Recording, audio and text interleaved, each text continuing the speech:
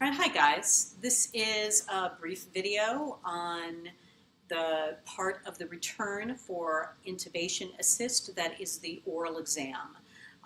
You will be confronted with all of the pieces of equipment that you see on this table here, and you will need to tell me what it is, what it's for during an intubation, and where I would find it. All right, so we'll start here. These would be items found on the intubation tray.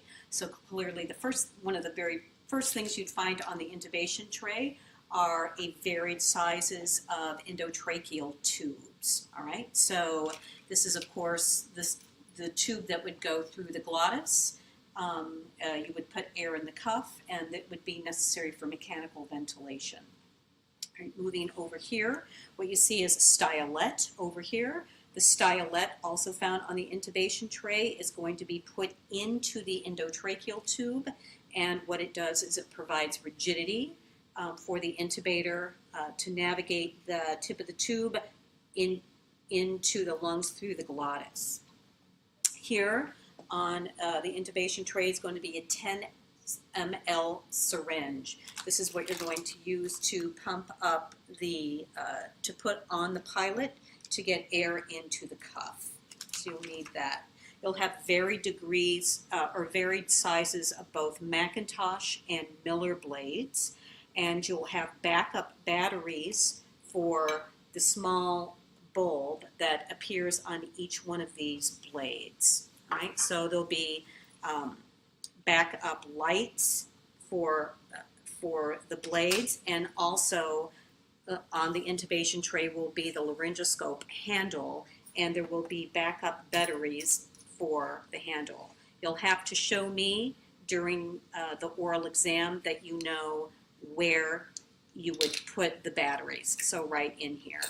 So I would need to know that you are aware of that. Any notes that are on the cards, you would also have to know. So here, it would be completely reasonable for me to ask you to either demonstrate how to hold the laryngoscope or tell me how the intubator needs to hold the laryngoscope, and the answer is in the left hand. It's a left-handed piece of instrumentation only. Here is the Yankar, and the purpose for Yankar is oral secretions. Here is, there will be some tape and 2 tongue depressors. This would be for securing the ET tube.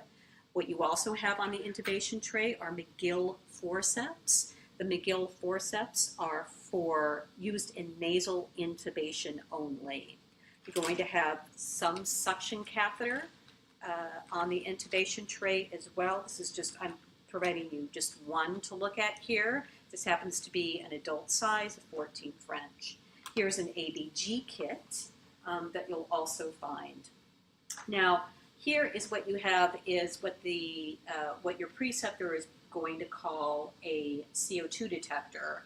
You will also need to recognize this as what the NBRC titles it as, which is a colorimetric device. So please know it by both names.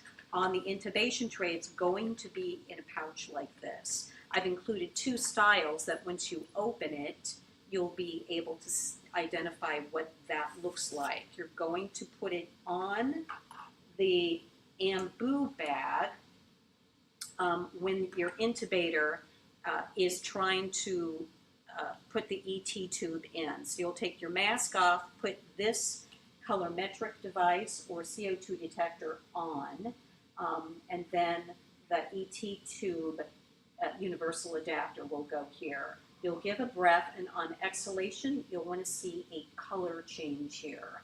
If you're in the airway, it will change to a yellow or an amber color.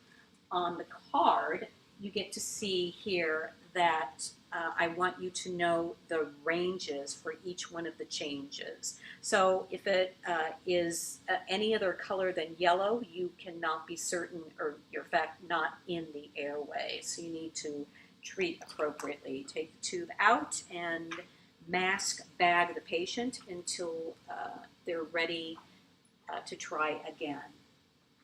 Now, in the respiratory box, You're going to find an ambu bag, which is what this is, and the mask is going to be separate. You're going to have to put these together. And then you run your bag at 12 or to 15 liters, but the real answer is until your reservoir is nicely inflated.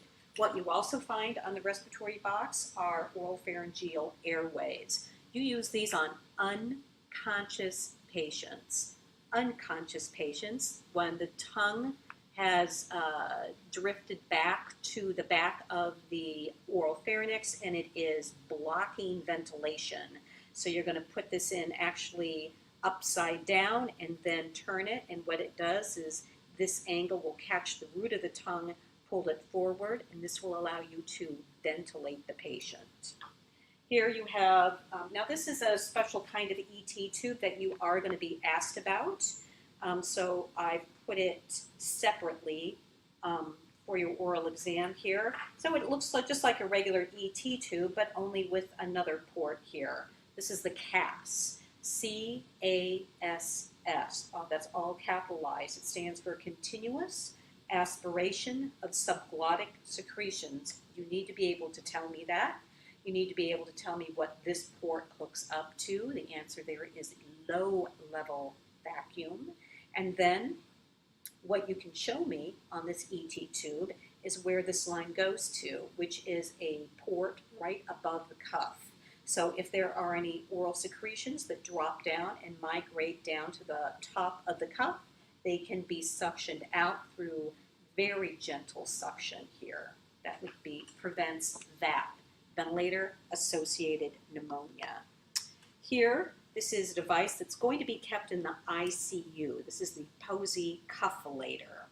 And once you are intubated, you're going to hook this up to the pilot balloon, and you're going to increase, and what you can see is what it's doing is it's putting air in the cuff right here.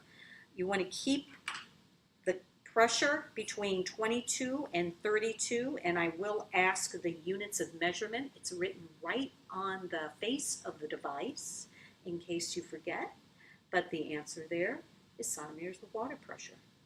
If you needed to take air out, you would leave it connected and press this red toggle, and the pressure would decrease. Increasing the pressure, you pump. Decreasing the pressure, you push the toggle. This is kept in the ICU. This is a PEEP valve. It's also kept in the ICU, and it is used anytime you are bagging the patient with an ET. Well, you are bagging the patient, and you are on, clearly you're on 100% if you're bagging the patient, and the sacks still are not 90%. This is going to be this will provide some back pressure. You're going to put it on this part of the ambu bag, and you can see that it's really just a spring-loaded device. This is pretty simple in its technology. You're going to start at 5 and in bag, and then if your sats are still not 90, you are going to keep turning this until the saturations become 90. All right, so you keep advancing slowly until you get the saturations you need. All right. Here you have all of your suction equipment. This is the suction canister and tubing. And that's might be on the crash cart, and it might also be on in the nurse's station as well. But I think for purposes of your oral exam, you can say it's somewhere on the crash cart. I am not quite done. There's one more piece of instrumentation you should know about, and that is this. This is the cardiac board. You're going to take it right off the crash cart. This is for a pulseless patient, and it's for chest compressions. All right. Thanks, guys.